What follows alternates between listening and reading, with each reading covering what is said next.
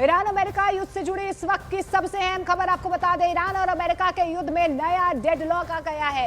Iran ने बातचीत से आने को मना कर दिया है, तो वहीं ट्रंप ने बातचीत के लिए सीज फायर की मोहलत 10 दिन और बढ़ा दी है। ट्रंप ने कह दिया है कि इस समय ईरान को नया प्रस्ताव देने के लिए दिया गया है, लेकिन ईरान में बातचीत को लेकर फैसला कौन लेगा, यह सबसे बड़ा सवाल बना हुआ है। क्योंकि कहा तो यही जा रहा है कि ईरान में अमेरिका से बातचीत को लेकर एक राय बन ही नहीं पा रही है। इधर हॉर्मुज का मामला 10 दिन और लटक गया है। ईरान ये कह रहा है कि अमेरिका जब तक अपना ब्लॉकेड नहीं हटाएगा बात नहीं होगी, और इस बातचीत के इंतजार में इस्लामाबाद में मुनीर बस मुंह तक ताकते हुए रह गए। लेकिन इस बीच देखिए एक बड़ी अहम खबर आ रही है। अमेरिकी राष्ट्रपति डोनाल्ड ट्रंप ने एक बार फिर से ईरान को बहुत बड़ी धमकी दे दी है। उन्होंने कहा है कि ईरान के पास समझौता करने के अलावा कोई दूसरा रास्ता नहीं है। ट्रंप ने ईरान को चेतावनी देते हुए कहा है कि अगर पीस डील नहीं हुई तो अमेरिकी सेना हमले के लिए पूरे तरीके से तैयार नजर आ रही है, और अगले आदेश मिलते ही अमेरिका की तरफ से कार्रवाई की जा सकती है।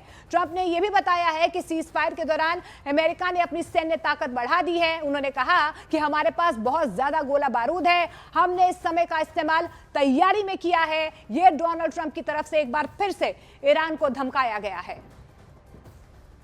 अब आपको बताते हैं कि डोनाल्ड ट्रंप ने सीज फायर को बढ़ाते हुए क्या कुछ ऐलान किया है। दरअसल आपको बता दें कि डोनाल्ड ट्रंप की तरफ से यह कहा गया है कि सीज फायर में आगे बढ़ा रहा हूं, यह डोनाल्ड ट्रंप की तरफ से दावा किया गया है। ईरान का प्रस्ताव सामने आने तक सीज फायर की मियाद डोनाल्ड ट्रंप की तरफ से बढ़ा दी गई है। अमेरिकी सेना की नाकेबंदी जारी रहेगी। स्ट्रेट ऑफ हॉर्मुज में लगातार घेराबंदी जो है वो अमेरिका की तरफ से जारी रहेगी। डोनाल्ड ट्रंप की तरफ से दावा किया गया है।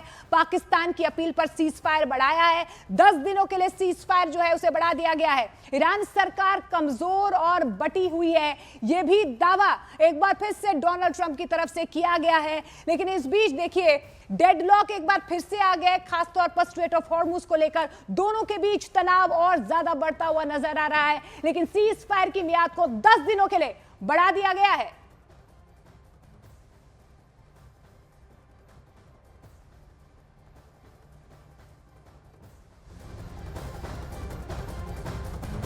और इस बीच अमेरिका ने स्ट्रेट ऑफ हॉर्मुज से गुजरने की कोशिश कर रहे टुस्का नाम के एक ईरानी जहाज को पकड़ लिया है। यह चीन से लौट रहा था। ईरान ने इस पर नाराजगी जाहिर की है और अंजाम भुगतने की चेतावनी भी दी है।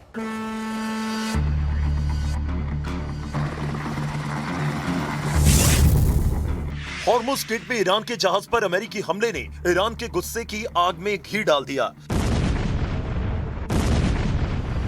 ऐसा लगा कि सीज फायर पर दूसरे दौर की बातचीत नहीं हुई तो अमेरिका का ईरानी जहाज तोस्का पर कब्जा इसकी एक बड़ी वजह होगा, क्योंकि ईरान ने खुलकर बोल दिया है कि अमेरिका समंदर में डकैती कर रहा है।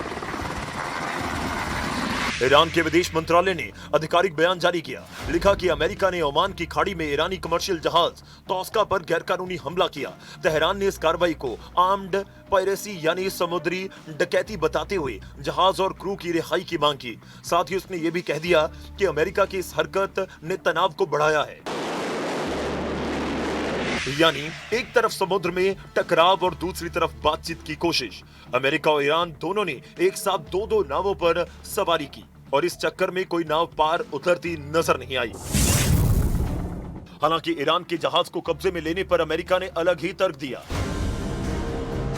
अमेरिका का कहना है कि ईरान के तोस्का जहाज पर अमेरिका ने प्रतिबंध लगाया हुआ है।